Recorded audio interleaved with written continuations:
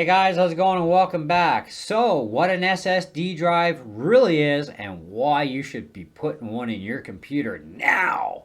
Alright, so recently I did a video actually on how to install an SSD into the 27-inch late 2013 iMac of mine, and we removed the big behemoth. So why should you actually, let's not get into that. Let's tell you what an SSD drive really is. An SSD drive is a stick of RAM, basically, okay? You have RAM in your computer to run your programs, little sticks, right? Got, 8 gig, 16 gig, 32 gig, and so on, right? Essentially, that's all this is. It's just a big piece of RAM, right? In a very tiny package, right? And you can read and write to it, same way you can with hardware RAM, okay? You can read and write to hardware RAM. So RAM is called random access memory, right? So you can read to it, you can write to it, back and forth, that sort of thing. So a lot of stuff goes on. So the actual RAM or memory in your computer responsible for helping your computer to turn on and run its operating system and fire up your programs, okay, you require a certain amount to do that. And every operating system will chew up a certain amount of memory for the OS, a certain amount for the programs you use, right? So you need to have that RAM in there.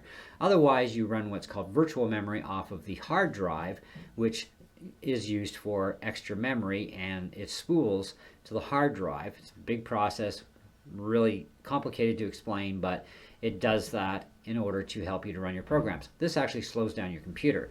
So the more real RAM your computer can support and run with to run your operating system at full tilt, the less chance is it's ever going to go near that hard drive to actually make use of it to spool for extra RAM for your programs, which actually slows your computer down. However, that being said, this is for putting your operating system on, putting your programs on, and if you have external ones, like an SSD external or external hard drives period, that's where you store all your data, like your pictures, your videos, your music, and all that stuff. That's where you want to keep that stuff, is on an external device where it's actually safe, okay? Your internal drive on your computer is where you want to have your operating system, because that's where it has to go. That's where all your programs have to install and run from, especially on a PC. On a Mac, we can shift stuff elsewhere and still run our programs. That's Mac, though. Anyhow, so that covers what an SSD drive essentially is. It's just a big stick of RAM that they call an SSD or solid state drive. Okay, this is called a SATA drive or serial ATA drive, and the SATA refers to the bus type plug connector, which you'll see that SSD drives do have the exact same connector. The difference between this and this, other than size, weight, voltage draw, and blah blah blah, this heats up like a bugger, okay? It draws 17 volts. This might be able to get to 33 degrees and likely not any hotter, okay? And it only uses 5 volts of power. So the 12 volts of power that you're no longer using when you go to an SSD drive, that power is now rerouted back to your computer, okay? So this allows your processor to run faster and smoother. It allows your video card to run much faster and smoother as well. How does that voltage freeing up add up? Well, see, everything in your computer draws a certain amount of voltage and amperage, and your power supply only has a certain amount of voltage to it, but it's the amperage or wattage, okay, of your power supply. And so wattage does have a lot to do with the amperage that can be supplied by that amount of wattage. Now, when manufacturers build computers, believe it or not, it's up to you, but I used to build computers and I've also been a technician for over 30 years. Computers are built from the factories to just barely run what they have now. So the prime example of that is my iMac, for example, okay? It's a 27-inch screen. It's an all-in-one computer, right? There's all-in-one PCs too, okay? And let's face it, all-in-one computers, whether it's a Mac or a PC, they don't always have the best cooling system. Even though there's fans in there, they still don't have the best cooling system. Now, when you draw basically maxing out the power supply for what it has, right? Because that's what you're doing with a stock computer, right? You're drawing everything it's got.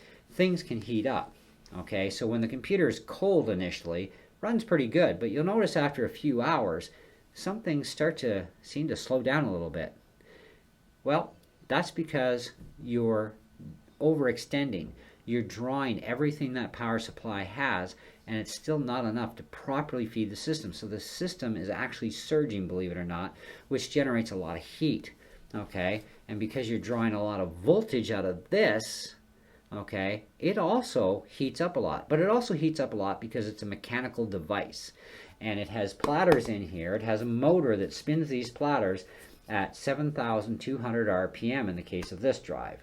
5,400 RPM drives are generally your 2.5-inch platform little drives that you find in like laptops and stuff. Okay, so the platters are not only spinning, but there's a set of heads in there on a armature that are going, and they're doing this across those platters, reading and writing data, going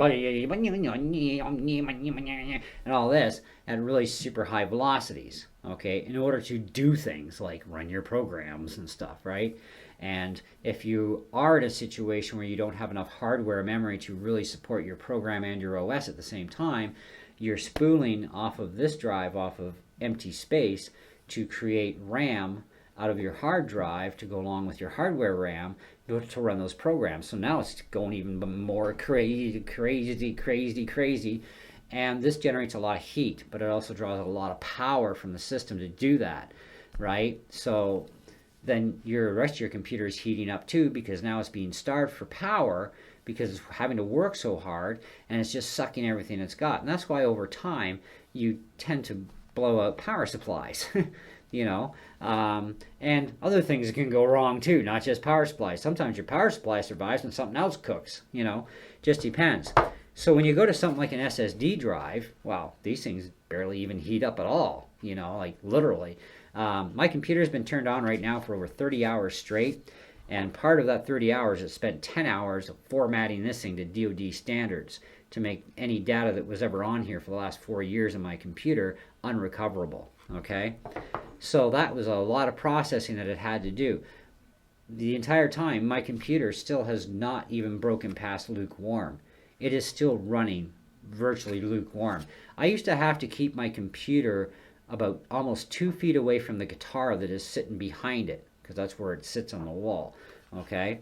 And that was with this hard drive in it. Now my iMac is only about a couple of inches away from that guitar, because now my iMac is not throwing any heat at all. It is barely even lukewarm. So I can now move the computer back further, gives me more desk space to do stuff, okay, blah, blah, blah. So that was a huge benefit going to the SD alone. The other benefit is this is only chewing up 5 volts out of 17 that the other one was drawing. Physically, it's a lot smaller, and like I said, it doesn't heat up. My internal drive that I am using, because this is my spare one, but my internal 480 gig PNY drive is only running at 33 degrees all the time. So, and because it's not drawing 17 volts and starving everything else and maxing it all out, that voltage that it's not using now gets rerouted automatically to my motherboard, my video card, and all that other jazz inside, okay? And now that stuff has more than enough ample amperage to it and wattage, voltages, so that it runs smoother, it runs colder, okay? And runs more efficiently, so it runs faster. The computer no longer will get slugged down. Even if I'm playing intensive video games, I don't get bogged. I don't get farts anymore when I'm playing, so no lag, right? So that's a big, huge benefit to go into SSD just in that alone. Now, my computer also boots faster. When we had Mr. Power Sucker sitting in my Mac, I would push the power button to fire up the computer in the morning, and I'd be waiting and waiting and waiting, and finally it did its, gong, Mac's gong on startup, right? And then it would start to load the operating system to the startup screen. I'd type in my password and hit enter, and it would eventually allow me to start running programs. Now I touch that power button, I don't even get my hand away from the computer, and it's already gone gong, and it's starting to load the operating system. Within 3 seconds after that, it's loading it, and then another 4 seconds later, I'm at my sign-in screen. I hit enter, and I'm instantly on my desktop. Okay, and I fire up a program which fires up virtually instantaneously. Okay, it's like maybe 2 seconds to fire up the program now instead of like a half a minute or 20 seconds or 15 seconds type of thing. Now those same programs, all of them actually fire up within a matter of a couple of seconds, and they are up and running, boom, And I've showed this on a couple of videos of how much faster the SSD is, and wow, what a change. I'm very impressed with how things are running on my iMac, and the fact that my iMac also now runs very cold. Now, iMac aside, whether you have an iMac or an all-in-one PC, or you have a Mac tower, or you have a PC tower, you can always benefit from SSDs even in towers, because even towers are the same way. They're built from the factory like all other computers, with barely enough to just run what's in there. And a lot of people like to add in extra internal devices into computers where you can do that, right? Problem is, even though the plugs are there to power devices, you're still chewing more power than what's actually realistically available, okay? And this is hard on your computer. So people tend to upgrade their power supplies in computers that can, but not all computers can upgrade power supplies. In fact, in laptops, you cannot upgrade the power supply. The iMac, you can't upgrade the power supply to a better, stronger power supply. So you're kind of stuck with what the factory stuck in there. My little Asus, this little netbook here is Windows 10. It's got 2 gigs of RAM in it, no big. Not the fastest kid on the block, but it does have a 64 gig SSD in it.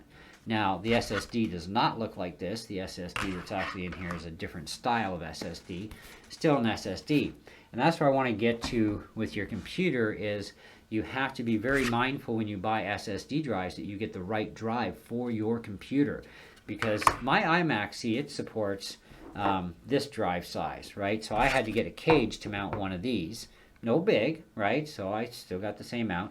My iMac also has a NVM, what do you call this thing?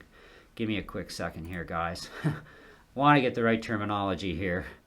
NVM Express slot, okay, for SSD.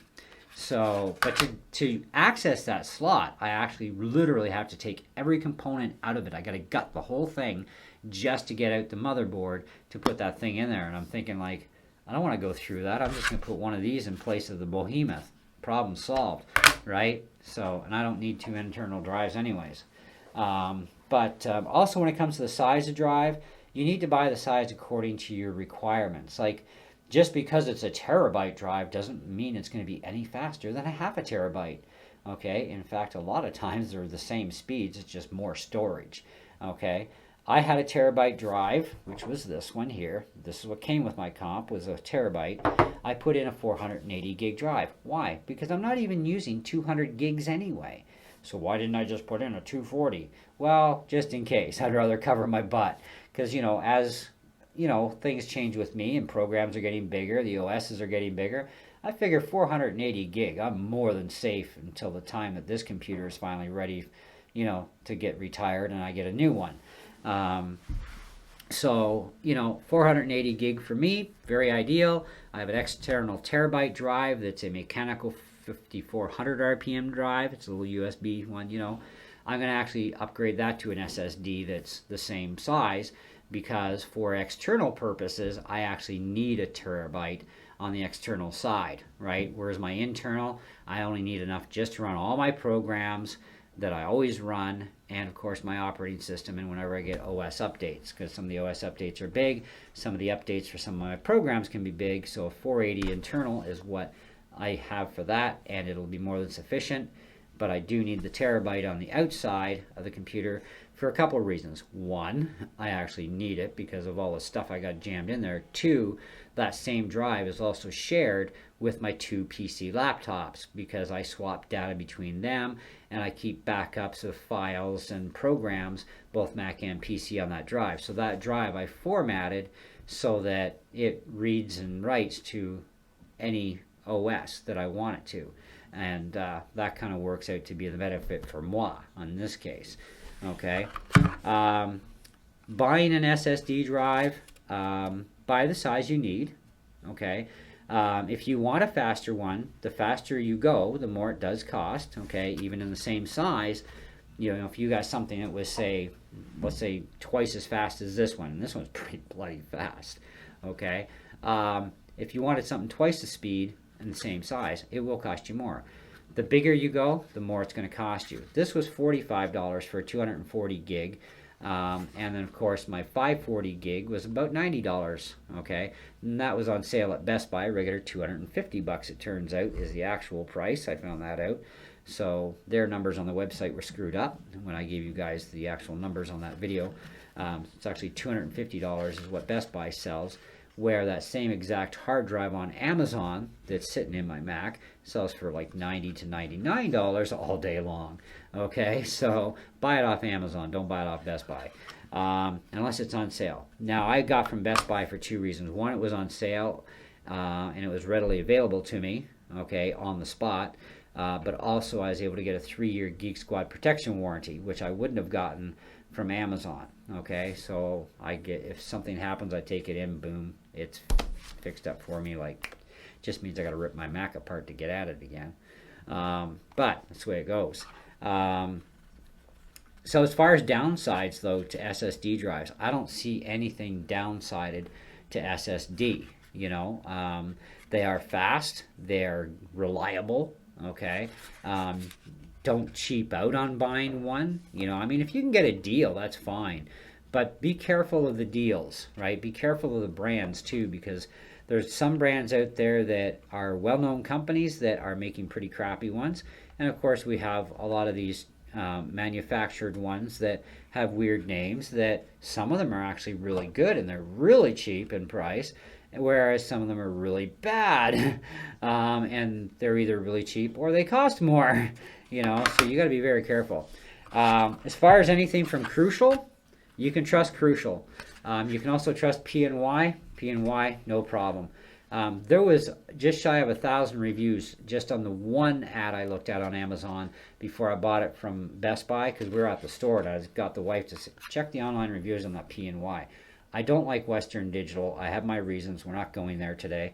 But I didn't want the Western Digital. I thought, you know what? My only other option here without spending more money, P&Y. Let's look it up. Almost 1,000, just shy of 1,000 positive reviews on it. I thought, well, I don't think I can get much better than that even off YouTube. So, yeah, let's give her. I'm good with 1,000, and the average star rating. We even looked up a few of them, and nobody had any real complaints about it. The Crucial one that I have in my hand here, I actually ordered this on Amazon, and I looked up the reviews, and there was only 5. Nothing really major against it, or anything against it really, but just 5, and it's like, well, so I thought, well, but it is Crucial, and I know Crucial products. They make outstanding products, so I knew I could trust it. So I bought it. And besides, Amazon protection buying thing and all that, so you're all good either way. But that's the thing. So be careful when you're buying them. Do your research on it and decide what your needs are going to be. If you want to put together an external SSD and build it yourself, in some cases it will be much cheaper for you to buy the parts, like the case and the drive, and put it in together yourself than it is to buy one already built already. And then this way you can choose actually what brand of drive goes into that case. And that's a big thing, because I actually have a case that I'm going to be putting one into and whatnot. But this is just my backup of everything that's on my computer now. It's actually a clone, and it has cloning software, so I can just boot up my computer from this, reformat my drive, take the clone off of this, reclone my hard drive. I've disturbed absolutely nothing, and I'm back up and running in like 18 minutes. So that's another thing I would recommend, is when you are going to go with an internal drive, get a second drive, either the same size if you need that size as a secondary, but it has to be big enough to fit everything, okay? That's the big thing. right? And then make a clone copy of your master drive. And when you put an SSD in, do not clone your old drive. Do a fresh load. So you got a fresh, clean operating system, fresh, clean program, so you know and you're guaranteed you've got no malware in there, no viruses, none of that junk, okay? So, and this way you know it's clean, clean, clean. Then as soon as you've got that done and all your OS updates and program updates done, immediately clone that drive to one of these, okay? And then tuck this away in safekeeping. But as you add on to the internal drive for more programs, re-overwrite the cloning on this, okay? So that this stays up to date. So this way you never, ever have to worry ever again about re-downloading anything or resetting up anything. It's just a simple plug it in, boom, fire up your computer, and you're rocking, you know? So that's my advice. But anyways, that's all I got for you guys today. So thanks for watching. Hope you enjoyed the video. I'm sure there's some stuff I missed. So hey, you know, if I did miss something, feel free to ask. I'll do the best I can to answer it. Do stay tuned though. Over the next few months, I'm going to actually do some testing of my own of some of these cheap, crappy drives that are apparently cheap and crappy. And I will be buying other drives for my other computers because I'm going to be upgrading an SSD drive into my big Lenovo laptop because I want to get rid of the mechanical junker that's in there too. And maybe those fans will stop coming on every 5 minutes. You know, laptops heat up quite a bit, and if I can benefit the computer by going to SSD, speeding it up, and running it colder, the computer is going to last me for, you know, years longer and without fail, right? Same as my iMac. It runs so cold now, my fans don't even come on. They don't need to. You know, the thing is not getting hot enough to even try and put the fans on, which is kind of a good thing, you know. Colder is better. Computers don't like a lot of heat. Anyways, thanks for watching. If you haven't subscribed, please do so, and then hit that notification bell for updates from my channel for new videos I put up. And yeah, we'll catch you on the next one. See ya.